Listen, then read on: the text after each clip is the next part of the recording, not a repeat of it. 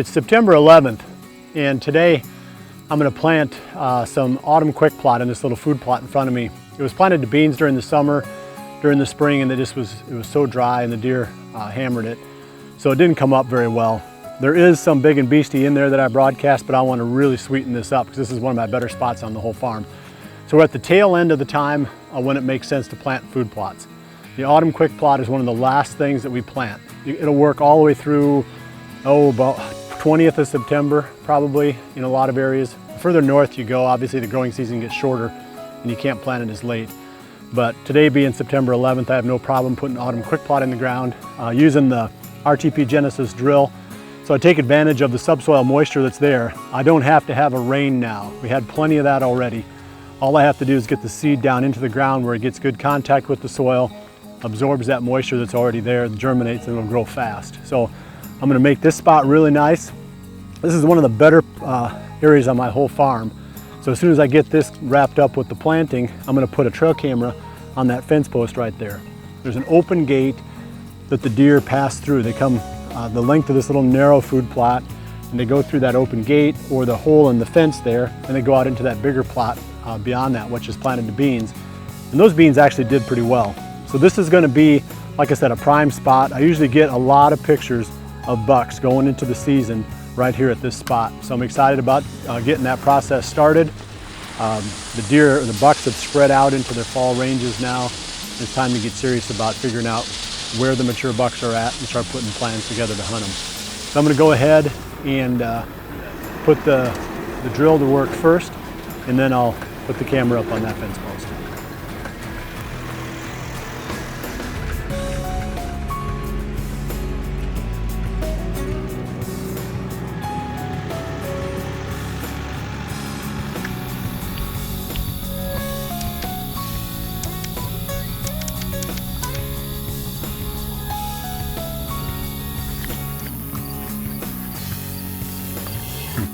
It's taking pictures. About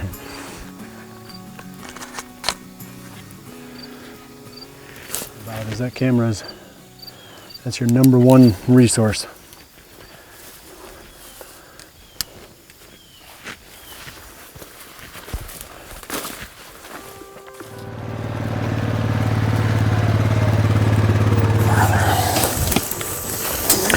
There we go. We'll get around in behind that. The wind direction we want, this is where I want it, backed up against these multiflora rows and those cedars. So I'm just gonna adjust these windows up about where I want them, and I'm just gonna leave them open the way they're gonna sit. So just getting an idea here. I've got a little locust with a scrape on it down here in that tray plot. I want to dress it up just a little bit with an oak limb, make it a little more inviting. Like I said before, if there's a buck using this area with regularity, you almost always will pick him up from this time of year. This is, September like 10th, all the way through October. You'll normally pick him up quite often on these scrapes. So the other thing I do too is a lot of times you can time the rut based on these cameras, because you might get 600 pictures a week, let's say, going through October. Then you get to that chase phase and tending phase, and all of a sudden you see your pictures drop down to 100. If you don't have a lot of time to be out and observing, you know exactly what's going on. That's why they've dropped down so low. Well, here it is, September 14th already.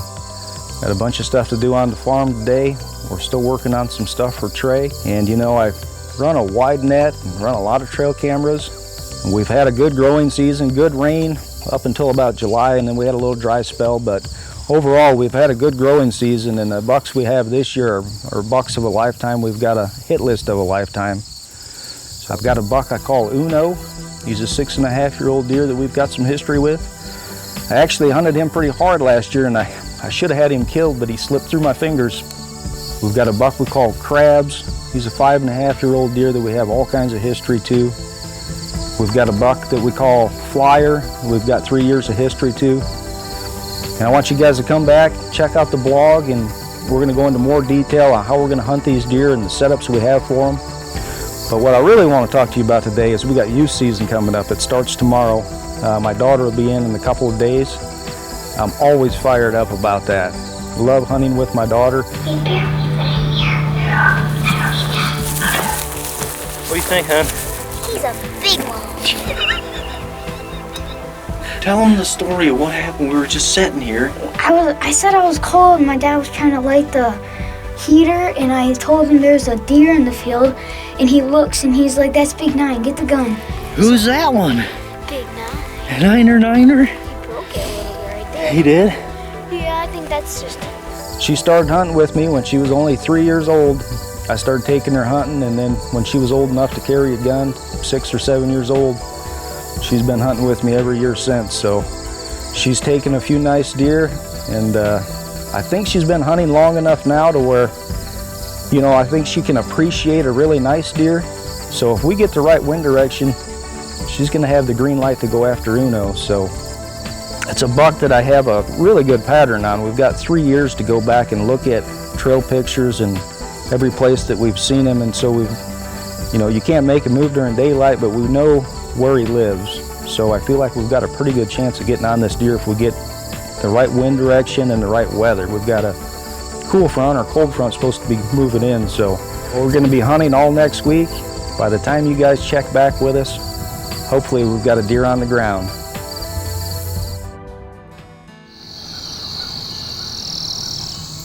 Welcome back to Midwest Whitetail. Today we're going to show you some unique things that have to do with oaks that you probably have never heard before, and show you some really unique oak trees that might be right under your nose that could change the game for you, that are pretty common throughout the Midwest. We're also going to look at some mast that's fallen about mid-September into October that's going to be part of our early season strategy.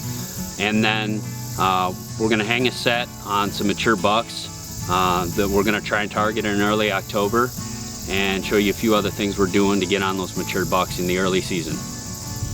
So these right here are some pears. This one was a little bitter, so probably a couple more weeks, but pears, a lot of times the old farm homesteads throughout the Midwest, well, they planted these 50, 100 years ago, and the birds will actually propagate these through seeds. So I'm looking at all these pears that sprouted up over the years, and some of these are, I don't even know how old, but this year we can look around and see these trees that are just stacked with pears, and we know the deer are going to be coming to them. Next spring, if I'm on a new farm, I might be looking for a tree with a lot of blossoms. That'd be the starting point. They'll have a lot of flowers, and then you follow up later and see if they are a pear tree or whatever they may be. It could be a crab apple, something like that. So that's one thing I look for. And generally these trees are not like a giant oak tree that's growing, you know, 100, 150 feet tall or something like that. These trees are going to be a little bit shorter, and give you a little view of what these ones look like. But I have no idea where these came from, who planted them, how they got here, but they are full of pears and the deer love them. So what we found here, and this is generally about the southern half of Iowa, throughout the Midwest, all through Missouri and down south, and to the southeast United States, is a chinkapin and a dwarf chinkapin oak. It's probably the most desirable acorn. It's the sweetest acorn, and we found a very young dwarf chinkapin oak tree here, which if you search for and you look for the leaves and you look for something that grows in kind of a shrubby manner, they produce acorns at about 5 years, and these things just get absolutely ravaged. So it'll be a race to get to all these acorns for the critters. So I would say this is the #1 desired acorn of any of the acorns out there for deer. One thing I've noticed is my trail cameras have been really dead lately, and that's pretty typical this time of year. If it gets super dry and hot, that's one reason, but another reason is when they start getting on these acorns, they might not be on the typical crop. So I'm not necessarily bringing up these acorns that you need to hunt on them, but at least use it as information to where deer might be, and it could help you if you're going in blindly to a new farm, saying, hey, I don't know exactly what bucks are out there, I don't know where to start, but in early season, if you can find these acorns, that's probably where they're at for the next few weeks, for sure. I think that'll change, you know, generally late October that changes for me. It's different from different parts of the state, and some years the acorn production isn't real good, but as you can see here, the acorn production is ridiculous this year, and it's probably why my trail cams have been pretty dead. So.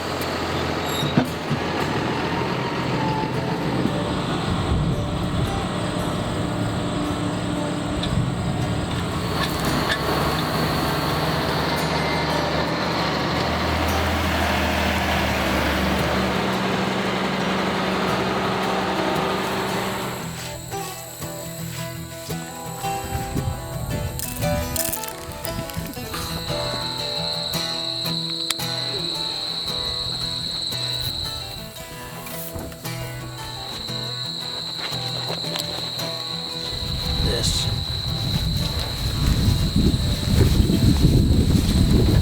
So one thing we're doing, I've got safety lines on even really old stands. I started doing this many years ago, and I've always used the hunter safety system stuff. What happened with me maybe 10 to 12 years ago, I was over 30 feet up trimming a stand, and I stepped on what I thought was a real healthy branch, and it was not. And it was the middle of the summer, and I fell and I shattered my wrist, and you can see there I had to get it plates and screws put in there, and there's a nice scar there. But I shattered my wrist when I fell, and I broke my back. It obviously didn't paralyze me. I thought it did for a little bit there. I was by myself in July, so it was right after that I really did a lot of research into safety lines and being attached to the tree. So middle of the summer, wasn't expecting it, big healthy branch, and I was definitely in a lot of trouble in a hurry. So make sure you stay strapped to the tree and take all the precautions so you don't have a spill that could end your life or leave you paralyzed.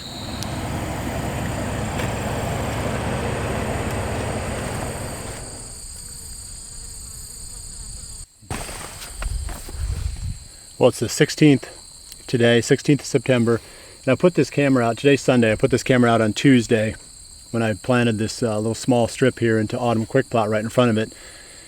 I was hoping to get pictures of this big 10-pointer that I filmed back here. I guess that would have been early in August and toward the middle of August, but he didn't show up on the camera yet. And that's not to say that he won't. Sometimes it takes a while for the deer to kind of settle in, and it's getting a lot tougher this year too. There's so many acorns. Every single oak tree on this farm has got a pile of acorns underneath it, and I know that the deer are spread way out, and that's gonna make it a lot harder for me to put together a list of mature bucks on this farm, because they've got no reason to come to my cameras now because there's just food everywhere. So I think that's gonna slow down the process. Might be sometime into October before I've really got my fingers on, what's really on the farm this year. But I do have several other cameras out now as well, so I'll keep checking those. And I did put one just for fun on an oak tree right where I normally park when I come back and hunt this spot. And it's not 20 feet off the county road. And there was a lot of deer that were hitting that, the acorns underneath that oak tree. And that was a white oak that's been dropping heavy. And there's just tracks and acorn caps all over the ground. So you can get a feel for the amount of activity that there is underneath these oak trees now. So if you're not picking up deer on your cameras, don't get discouraged yet. They're just spread way out. I was happy to see how well this autumn quick plot did. So it's been 5 days since I planted it, and it's coming up good already. I mean, you can see the rows, and that's the benefit of this no-till method. I've talked about it a number of times, but I used the RTP Genesis drill, and I drilled right into this. I guess it would have been beans. So you're putting the seed right down into the moisture. You don't have to have rain in order for it to germinate, and we haven't had any rain since, but it's coming up good. And I'd say within a couple of weeks there's going to be a really good solid stand of autumn quick plot right here that's going to be a perfect complement to what's already growing in this area. Well, I'm going to keep checking cameras, so hopefully I've got a story to tell here pretty soon. And I know that the rest of the pro staff are real active. You've seen the startup of several stories now of guys that are going to be contributing to the series this season. So hopefully you're starting to latch on to some of these personalities and some of the stories that they're telling. I know I'm excited to see the bucks that they find and the strategies that they use to hunt them. So keep checking back. I appreciate you joining me. We'll see you right back here again next week for the next episode of Midwest Whitetail. And remember to always dream big.